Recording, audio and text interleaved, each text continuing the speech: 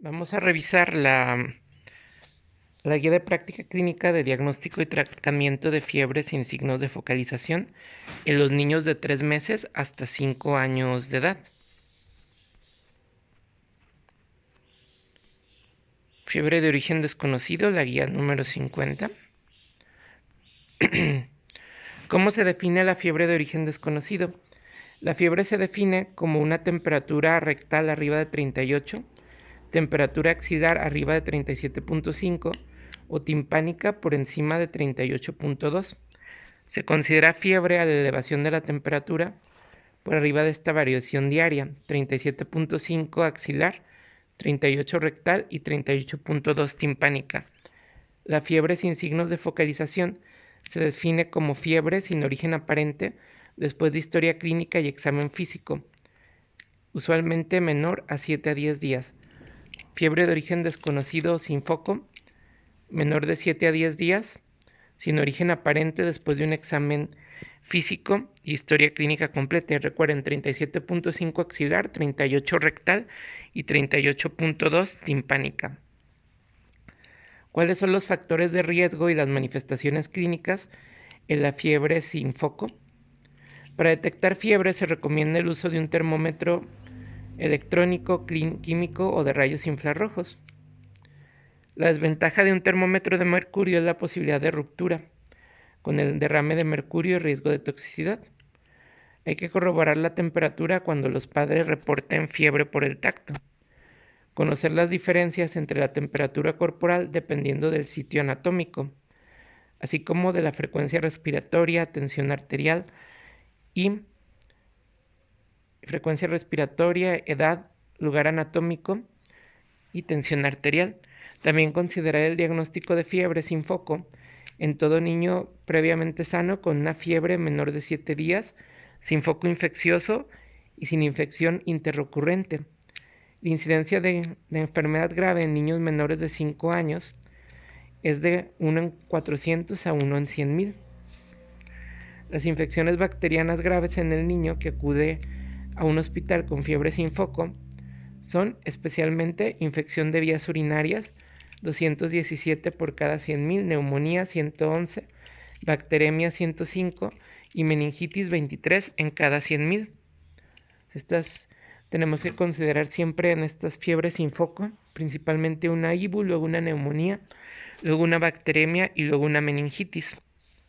Consistentemente con otros autores, existen estas escalas publicadas de Yale. Los signos y síntomas de enfermedad grave son cambios en la conciencia, cambios en las características del llanto, como un llanto enérgico, quejido, la inconsolabilidad o la ausencia de llanto, así como percepción del padre que la evolución es diferente a otras. Entonces, recordemos las principales causas de fiebre sin foco: infección de vías urinarias, neumonía, bacteria y meningitis, y estos criterios de Yale de gravedad, que son cambios en la conciencia, en el estado del llanto y percepción de un padre de que la evolución va mal que otras infecciones que ha tenido. La guía publicada por el grupo RCOG, que coordina el NICE, utiliza escalas con sensibilidad y especificidad mayor al 80% para predecir el riesgo de enfermedad grave. El clínico debe conocer estas escalas predictivas del riesgo. Clasificación y pruebas diagnósticas. En los grupos de niños con categoría de alto riesgo o intermedio, una biometría hemática demuestra utilidad, en especial con un nivel de corte de leucocitos y neutrófilos de mayor a 15,000 y mayor a 9,500 neutrófilos.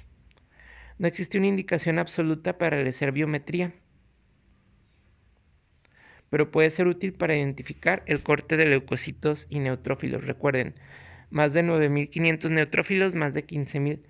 En caso de pacientes de riesgo intermedio a bajo, la biometría puede no realizarse de manera rutinaria. A los pacientes de riesgo alto e intermedio también se cuantifica una proteína C reactiva. Aparentemente el beneficio del grupo en menores de 12 años es mayor para identificar una causa grave. Se reconoce utilidad cuando hay un incremento de la proteína C reactiva de más de 40 miligramos sobre litro. En pacientes de grupo de alto riesgo, También se puede indicar procalcitonina como apoyo diagnóstico. Se necesita realizar estudios costo-beneficio para ver si es lo más adecuado. El examen general de orina, independientemente del grupo de riesgo, es necesario porque es la principal causa de fiebre sin foco. Se recomienda también, según consenso, realizar punción lumbar, radiografía simple de tórax y hemocultivo. En base al riesgo se considera una mayor probabilidad, por lo que con ello esta decisión depende de los hallazgos clínicos, paraclínicos y también de la PC de la proteína C reactiva. Entonces, recordemos que la fiebre se define 38 rectal, 37.5 axilar, 38.2 timpánica y se define como fiebre sin origen aparente o de origen desconocido cuando después de un examen físico e historia clínica no tenemos el foco y el niño tiene más de 7 a 10 días con ella, de 7 a 10 días. Se supone que no debemos utilizar termómetro de mercurio porque puede romperse o por el riesgo de toxicidad, y en cambio es mejor utilizar termómetros electrónicos, químicos o de rayos infrarrojos para evitar esta complicación de ruptura del termómetro de mercurio. Recordemos de qué depende la temperatura, pues de la edad, del sitio donde la tomemos, así como de la frecuencia cardíaca, respiratoria y tensión arterial del niño. Y recordemos estos criterios de de focalización, de que la fiebre dure menos de 7 días, que no tengamos evidencia del foco infeccioso y que no tengamos una infección interrecurrente, y que estos cuadros se producen entre 1 en cada 1400 a 1 en 100,000. ¿Cuáles son las más comunes? Las infecciones más comunes: neumonía, infección de vías urinarias, la primera, bacteremia y meningitis. Y recordemos estos criterios de Yale de signos y síntomas que nos orienten hacia gravedad, especialmente cambios en estado de conciencia, cambios en características del llanto, así como percepción del padre de que la evolución va mal. Y recordemos también esta guía del grupo RCOG como criterios diagnósticos. En los grupos de alto riesgo hay que hacer una biometría para ver si hay un corte de leucocitos mayor a 15,000 o de mayor a 9,500 neutrófilos. En las de riesgo bajo puede no requerirse la biometría según lo indique el pediatra. También en riesgo grave, para buscar una infección bacteriana grave, aparte de la biometría, podemos estar pidiendo la procalcitonina, especialmente cuando es mayor de 40 miligramos sobre litro.